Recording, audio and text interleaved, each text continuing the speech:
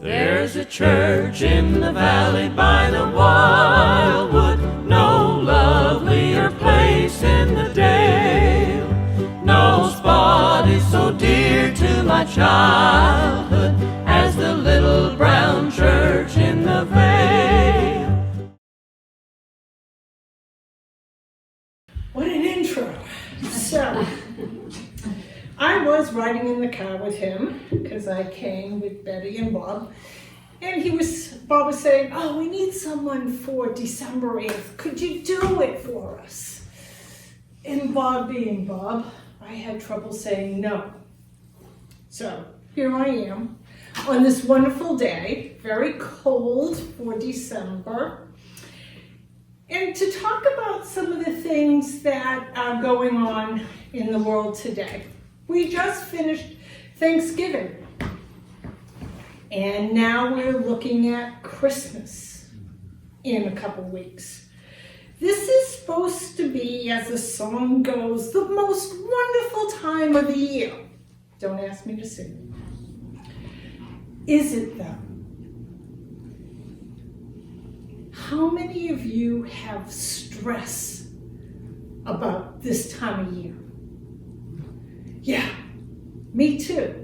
What are we stressing about? We're stressing about trying to find the perfect gift. We're stressing about having the perfect holiday meal. We're stressing about where we're going, what we're doing, what we're going to wear. When this time of year is the winter solstice, and a lot of religions and cultures base their holiday around the winter solstice. So there's a lot of expectations. There's Christmas, Hanukkah, and Kwanzaa. Excuse me. The one commonality they all have is you want to spend time with the ones that you love, and you want to be with your family and your friends. Now, that sounds like it should be very peaceful. It shouldn't be so stressful. We want it to be like the Norman Rockwell painting. Okay, if everybody's sitting down at the table, grandma's serving the turkey, and everybody is getting along and smiling. Well, we just went through Thanksgiving. How many did that happen to everybody? That everybody was happy, there was no fights, there was no undercurrents, there was nothing going on. Maybe in a couple of houses, most maybe, not so much in some of the others.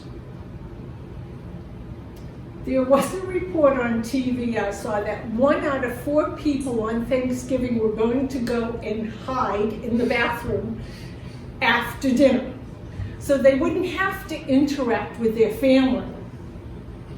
They didn't want to have those either light conversations or in-depth conversations that you might have. I can tell you holidays for me as a child were stressful. I loved Christmas, I loved getting presents. But my mother, God rest her soul, was not an easygoing person. She used to worry about the meals. She used to worry about the house. And my mother would clean the house probably 3 days before an event happened, a holiday happened. And if my sisters and I did not clean the way she wanted us to, there would be some punishment involved. So it didn't make the holidays very fun for me, except when my grandparents came over, and then that was always fun. I remember one Thanksgiving I had in my Aunt Vicky's house. And I remember this because to this day we talk about it. My Aunt Vicky had the china. She had the silverware. She had the lace tablecloth from Ireland, all spread out. We all had little seating cards. Everything was Norman Rockwell perfect until my father and my cousin Carol were passing the gravy, and somehow nobody really knows how it happened, but the gravy boat flipped over and gravy spread all over the tablecloth. And my aunt jumped up and she started freaking out, and my cousin Carol started picking up the gravy off of the table and spreading it onto people's plate. Anybody want more gravy? More gravy?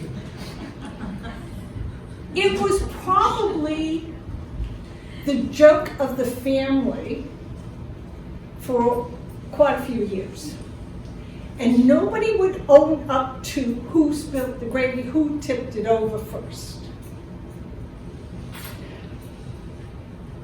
And then there was a time that my sister, she's still alive, and if she ever saw this video, she's going to freak out because I'm talking about it, but she wanted to be one of the best cooks, so she made roast beef on Christmas.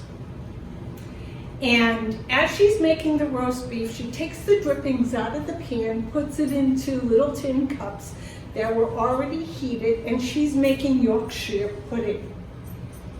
And she pours the batter in and she puts it back into the oven. Now, the batter is supposed to cook in the grease, and it makes it all puff up really great. Except she poured too much grease in each little cup and it started a fire. So there's a grease fire going on in the stove. What happens is my nephew Seth runs downstairs to get the fire extinguisher. My sister's running around trying to get the flour to put out the grease fire. I'm herding all the kids out of the house because I don't know how bad this is going to be. My husband walks over, opens up the stove, and blows out the fire. Then he promptly turns around and lights a cigarette. The house is full of smoke. I'm looking at him going, what are you doing? The reason why I talk about these events is because these are our family's memories. They are things that were not the Norman Rockwell painting, because that Norman Rockwell painting is a moment in time. It doesn't show that Nana dropped the turkey into Grandpa's lap right after they took the photo. So my sister once told me, if you have no expectations, you won't have any disappointments.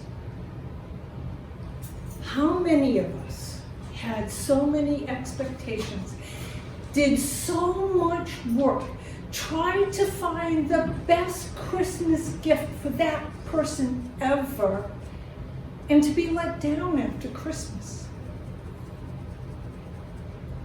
To look and say, what happened? How come I didn't enjoy it? What was going on? We forgot the most essential part, that these times with our families is about love. Love for one another. Even though you may not like them, hopefully you love your family members. And most of the best gifts are given is memories, experiences. It's not the value of the gift. The best, I can't remember some of the gifts that I was given last year, but I remember the experiences that I had. I remember my dog jumping up on the table when I was a kid and eating the turkey, which drove my father crazy. I remember my grandparents coming over and my grandmother giving me an extra special hug and a kiss, just because she loved me. Those are the memories that we should be striving for this holiday season. My son, when I was starting to have the family over for holidays, I was getting in the same rat trap that my mother did. I was getting to be the one that was stressed out. And my son said one day to me, "Mom, I don't like holidays. You stress me out. You drive me crazy." And it made me really stop and think, what am I doing? Do I really want to do this to the people that I love, to my son? Do I want to make a holiday awful for him like it was for me? And of course the answer is no. No, I didn't want to. So I had to look at what I was stressing out. So the kitchen floor wasn't perfectly clean. I had to schedule things earlier to get them done. So on that day, I could sit there with my family and enjoy the time with them. And to love the people for who they are and where they are at this moment. Not what I think they should be, or what they should be doing, or how they should be doing it, even if it isn't the way I want to have them do it. We have to look and try to share the love that we have in our hearts. So with this note, I'm going to say, may you go forth this holiday season.